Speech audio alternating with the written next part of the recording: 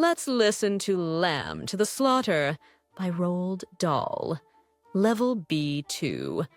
Oxford Reading University. The room was nice and warm. 2 lamps stood on the table along with 2 empty glasses, whiskey, soda water, and some ice. Mary Maloney was waiting. Her husband was to come back from work any minute. She sat in her chair with her sewing, casting impatient looks at the clock from time to time. She wasn't anxious. Rather, she was delighted at the thought of him coming soon. In general, there was an air of calm delight about everything she did. She leaned her head to the side in an elegant way as she always did when she sewed. She was 6 months pregnant, and her skin had acquired a shine-through look. Her eyes had become softer than before. At 10 minutes to 5, accurately as usual, her husband's car was parked in the driveway. She heard the motor stopping, the door being shut, then the key turning in the lock. Then her husband appeared in the doorway. She put her sewing aside and went to embrace him. Mary hung his coat in the closet, poured the drinks, and then sat opposite him with her sewing. For her, it was the nicest moment of the day. She knew he wouldn't speak till he finished his first drink, and she was glad to sit in silence and look at him. She loved the way he sat, the way he looked her deeply in the eyes, the way he kept his tiredness hidden until the whiskey took some of it away. She was always eager to please him. "Darling, are you tired?" she asked. "Yes, I am," he replied. Then he did a weird thing. He swallowed all the whiskey in one go and lowered his glass to the table. Then he stood up and went to pour himself another one. "I'll get it for you," cried Mary. "Sit down," commanded her husband briefly. The new drink was dark brown from all the whiskey in it. "It's a shame that a policeman as senior as you gets such a considerable workload," Mary remarked. There was no answer. She stared at her sewing again. Now and again there was the sound of ice cubes ringing against the side of his glass. They usually ate out on Thursdays, but that day they evidently weren't going anywhere. "He must be very tired," resolved Mary and addressed him softly. "If you don't feel like going out, I can make dinner. There is meat in the freezer." There was no answer. "Should I at least bring you some cheese and crackers? You must be starving." "I don't want anything," he replied sharply. "I'll get something anyway, and then you'll decide whether you want it or not," she said, and got up. "Won't you sit down for a minute?" His tone terrified her. She obeyed and lowered herself back into her chair. His face was partly in the shadow, yet she spotted a small muscle moving at the corner of his eye. His nerves were on edge. "I suspect this is going to be a shock to you," he began. "But I've thought about it for a long time and considered everything. I hope you won't blame me too much for it." It took about 5 minutes to tell her everything. The whole time she stared at him in terror and confusion and felt like he was floating further and further away from her with every word. "That's it," he concluded. "I realize that it might not be the best time to tell you, but I simply had to. Trust me, I'm not going to abandon you just like that. I'll make sure that your needs are taken care of and that you're never short on finances."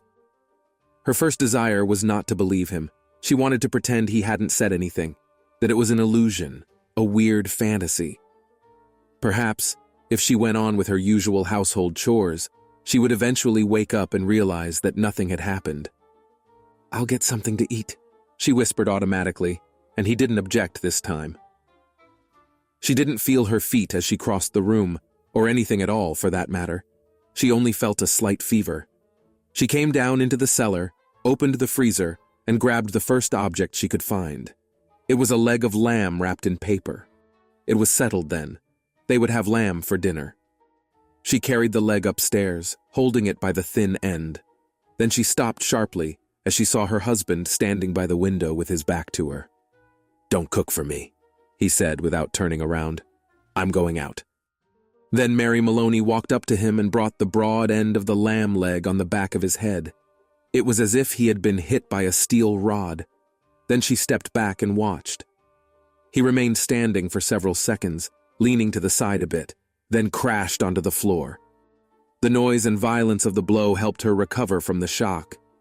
She stood and stared at the disturbing scene for a while, holding the ridiculous massive lamb leg with both hands. "All right," she thought. "He's dead." It was extraordinary how clear her mind instantly became.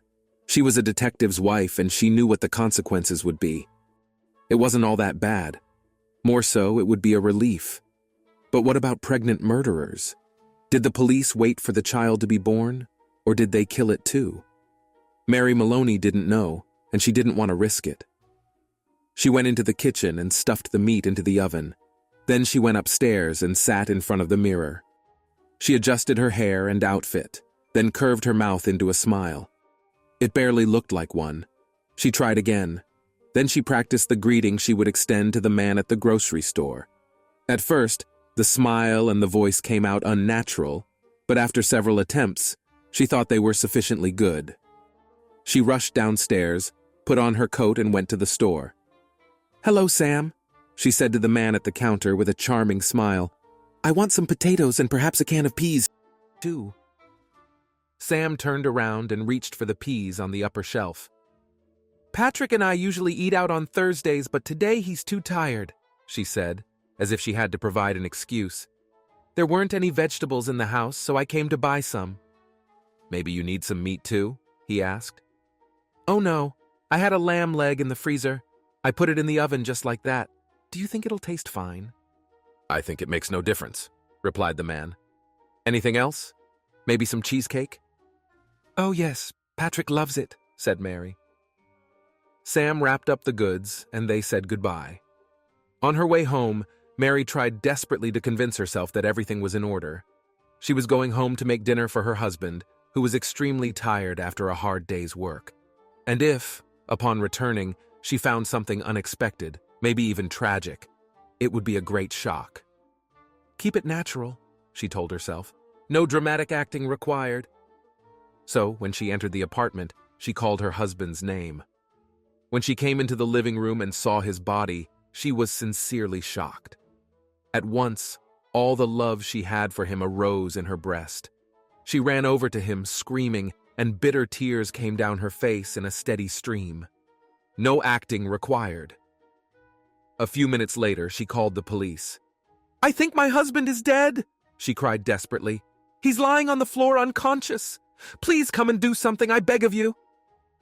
The policeman arrived very quickly. Mary collapsed into the chair and told them the entire story briefly. She had gone to the grocery store and then come back to find Patrick's body. What a ridiculous tragedy. While she was talking and crying, one of the officers found a sticky patch of blood on the back of Patrick's head. He made a phone call. Soon, a doctor, 2 detectives, and a police photographer arrived. They all made multiple inquiries, but they treated Mary kindly and with sympathy. She told her story over and over again, and gradually became convinced that it was true. The detectives went out to question Sam, then came back.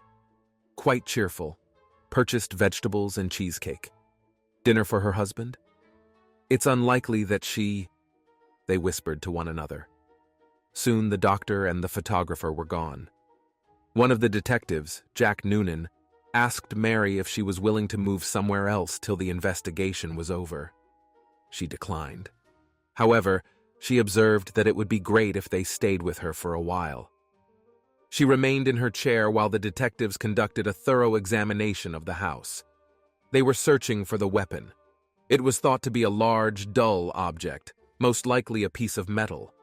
It could still be somewhere in the house or on the surrounding territory. Noonan asked Mary whether there were any heavy metal tools in the house. She said there could be something of the sort in the garage, but she wasn't sure. Other policemen were searching the garden. She sometimes saw a flash of their lights through the window. It was getting late, and the policemen were tired, and even more puzzled than before. "Jack, will you pour me some of that whiskey, please?" asked Mary at one point. "It might make me feel better." He handed her a glass. "Maybe you should have some yourself," she proposed. "Strictly speaking, I'm not permitted to while I'm on duty, but I might as well have some so that I feel stronger," replied Noonan, and poured himself a drink. One by one, the policemen came in and were offered a drink. Soon they were all standing in the living room with their glasses full, trying to say things to Mary that would comfort her. Suddenly, she sprang out of her chair. "Oh dear," she cried. The meat must be still in the oven. All of you must be terribly hungry by now. Patrick wouldn't have forgiven me if I hadn't given you a decent welcome. I insist that you go into the kitchen and help yourselves to the meat. You can continue the investigation afterward." After a moment's hesitation, the men agreed. They went into the kitchen, whereas Mary Maloney stayed in her chair to listen to their conversation. "The thing poor Patrick was struck by must have been really giant," one of them said. "Precisely, and it must be somewhere near," replied another. "Whoever did it wasn't going to carry the weapon around for too long." "I'm convinced that it's in the house," said the first one. "Maybe right under our noses. Jack, what would you say?" In the living room, Mary Maloney began to laugh quietly. It was quite amusing if you think of it. You will find thousands of amazing audiobooks in English to help you read, listen, and improve your English skills in the Eva app.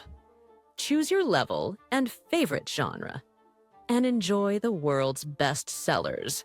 If you don't know a word, just click on it to see the translation and transcription. Go to appiwa.com today. I know you watch our videos, but why aren't you subscribed to our channel yet? Yes, you. Join our community. And here's another useful audiobook in English for you.